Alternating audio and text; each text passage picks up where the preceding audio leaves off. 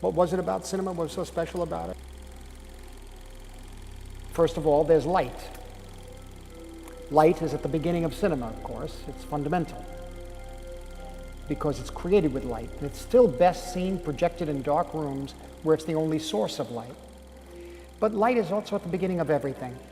Most creation myths start with darkness, and then the real beginning comes with light, which means the creation of forms, which leads to distinguishing one thing from another and ourselves from the rest of the world, recognizing patterns, similarities, differences, naming things, interpreting the world, metaphors, seeing one thing in light of something else, becoming enlightened. So light is at the core of who we are and how we understand ourselves. And then there's movement. When I was about 5 or 6, somehow I was able to see someone project a 16mm cartoon in a small projector, and I was allowed to look inside the projector, and I saw these little still images passing mechanically through the gate at a very, very steady rate of speed. And in the gate they were upside down. And on the screen they came out right side up, moving. At least there was a sensation of movement. Something clicked then. Pieces of time. That's how James Stewart, the great actor, defined movies in a conversation with Peter Bogdanovich. The desire to make images move, the need to capture movement, seems to be with us 30,000 years ago in the cave paintings of Chauvet. It's one of the great works of art in the world. For these Paleolithic painters, the play of light and shadows from their torches could possibly have looked something like this. For them, the animals perhaps appeared moving, living. We should note that the artist painted this bison with 8 legs, suggesting movement, almost a form of proto-cinema.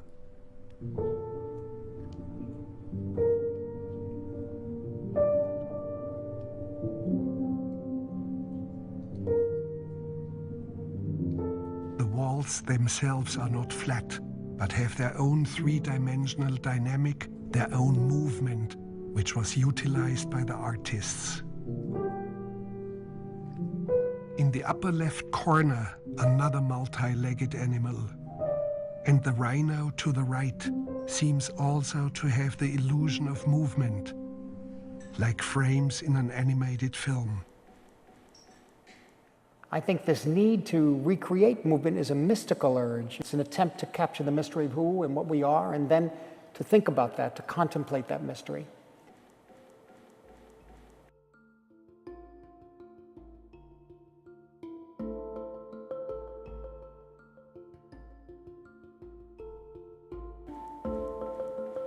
In his novel, Joseph and His Brethren, Thomas Mann writes, "The deeper we sound, the further down into the lower world of the past we probe and press, the more do we find that the earliest foundations of humanity, its history and culture, reveal themselves unfathomable."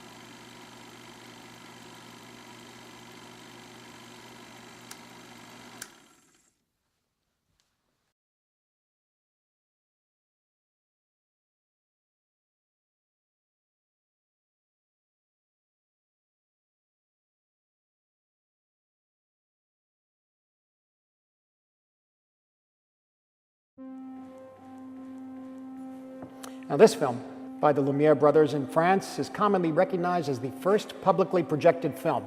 It was shot in 1895, and when you watch it, it really is 1895. The way they dress, the way they move. It's now, the present, and it's then at the same time. And that's the third aspect of cinema that makes it so uniquely powerful. It's the element of time. Again, pieces of time. When we made the movie Hugo, we went back and tried to recreate that first screening when people were so startled to see this image that they jumped back. They thought the train was going to hit them, you see. They weren't just setting up the camera to record events or scenes. This film is composed.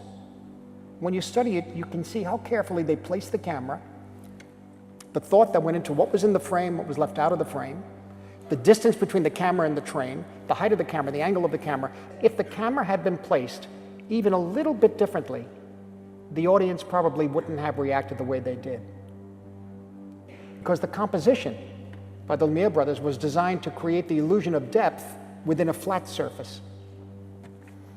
So in essence, the Lumieres weren't just recording events the way they did in the Edison studio, they were really interpreting reality and telling a story with just one angle. And of course, so was Georges Méliès. Méliès began as a magician, and his pictures were made to be part of his live magic act. He created trick photography, incredible handmade special effects, and in so doing, he sort of remade reality.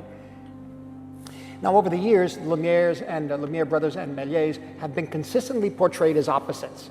One film reality, the other film special effects.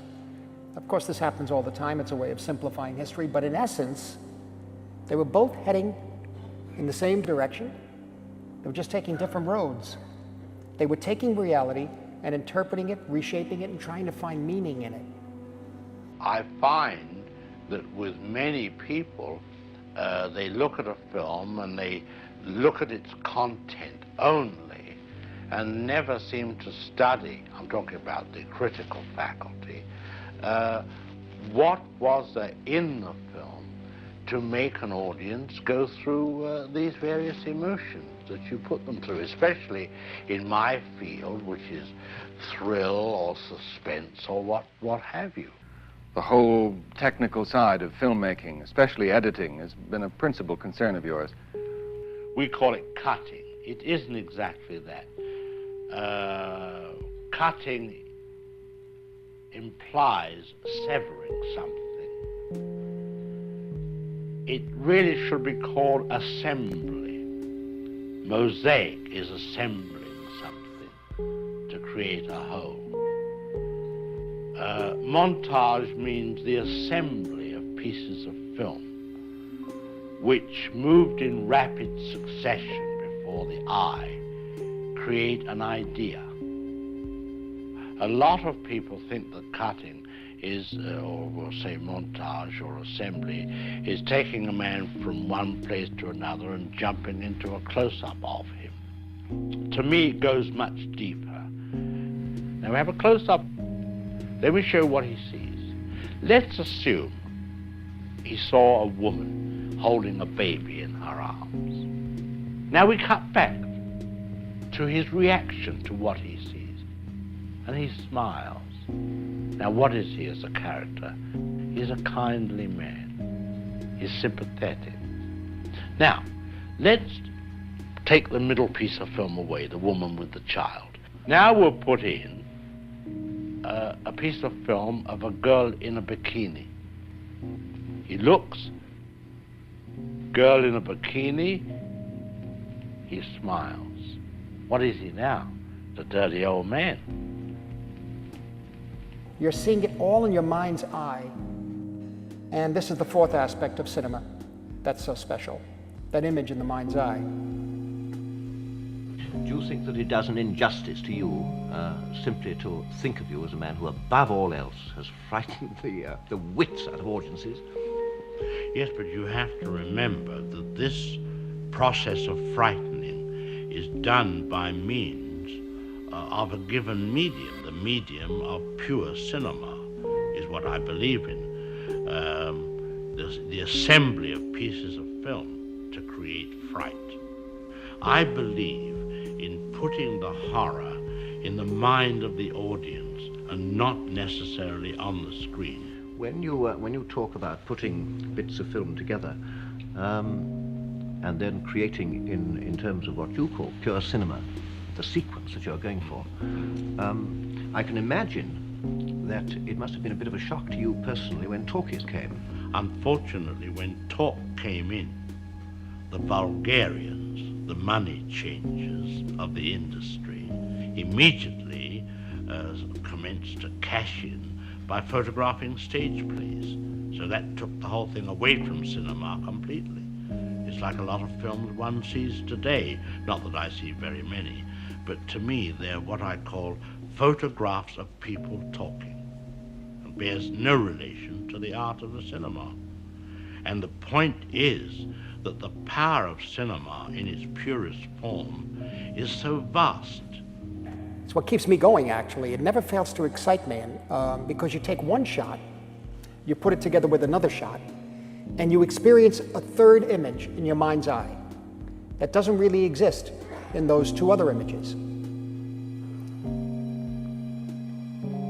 And this is what fascinates me, though. It's frustrating sometimes, it's always exciting, because if you change the timing of the cut, even slightly, by just a few frames or even one frame, then the third image in your mind's eye changes too. And that has been called, appropriately, I believe, film language.